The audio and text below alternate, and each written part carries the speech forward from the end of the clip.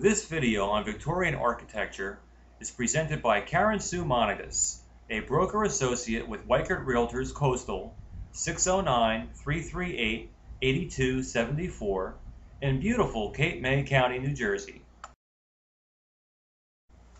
Victorian architecture refers to the style of building between the 1830s and 1910s, during the reign of Queen Victoria of England. The newly rich and super-rich of the Industrial Revolution wished to flaunt their wealth. The idea was, there can never be too much, and to see and be seen. These ideas were immersed in the Victorian architectural styles prominent throughout Cape May County.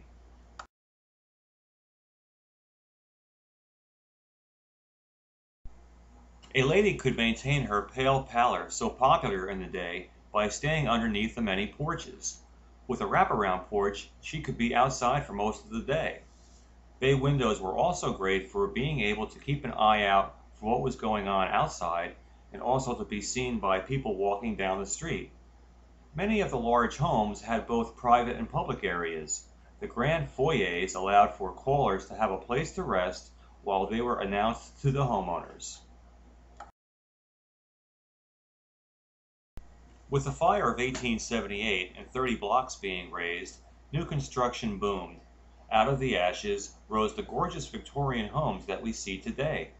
As time passed and tastes changed, the large homes seemed outdated to some and were being torn down and replaced by the concrete hotels so popular in many of the South Jersey beach towns during the 1960s. Many of the townspeople found them repulsive and set about changing the zoning laws of the city, which led to the preservation of the 600 or so grand homes still standing today. The first grand dam to be saved was the Physic Estate.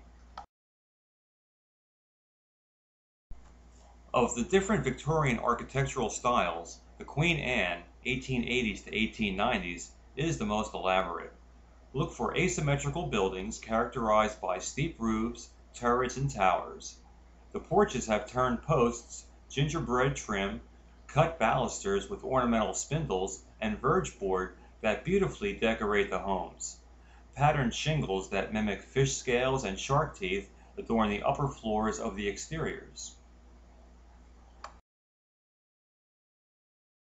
Gothic Revival, 1835 to 1875, is the medieval English look with steep pitched roofs and gables, pointed archways, doors and windows with upward finials and downward pennants on the roof peaks.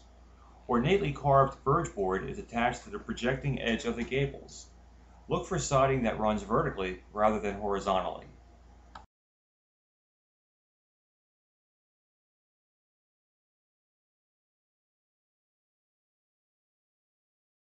Italianate, 1840s to 1880s. The style resembling Renaissance palaces and Italian hill villas with low-pitched roofs with center gables or cupolas or belvedere rooms, rooms surrounded by windows normally found on top floors. These rooms provided natural air conditioning for the homes. Circulation was created by the first floor windows letting in the cooler air and the top floor windows letting out the hot air. Look for wide overhanging roofs supported by brackets, often in pairs. Mansard, 1860s to 1870s, features steep, double-sloped roofs. This fashion was practical since the nearly perpendicular roofs transformed cramped attics into livable space. Often you will see gorgeous tiles forming rosette patterns on the roof's face. Many homes had the mansard-style roof and the Italianate style on the floors below. Stick style, 1860s to 1870s. The idea behind this style is that the framing skeleton should be revealed, often with the gables appearing to be clipped. Applied ornamentation and geometric patterns adorns wall surfaces. Look for uneven roof heights and gables that appear like a witch's cap. Federal, 1780s to 1840s. The Federals did not try to flaunt their wealth.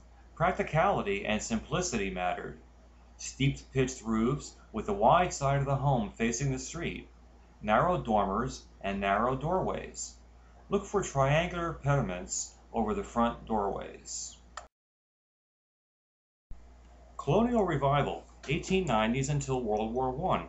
A mixture of both Georgian and Federal styles with smooth columns used in 2s and 3s on wraparound porches with barn-like roofs and symmetrical facades. We hope you enjoyed this tour. Contact Karen Sue Monagas for more information about Cape May Homes at 609-338-8274.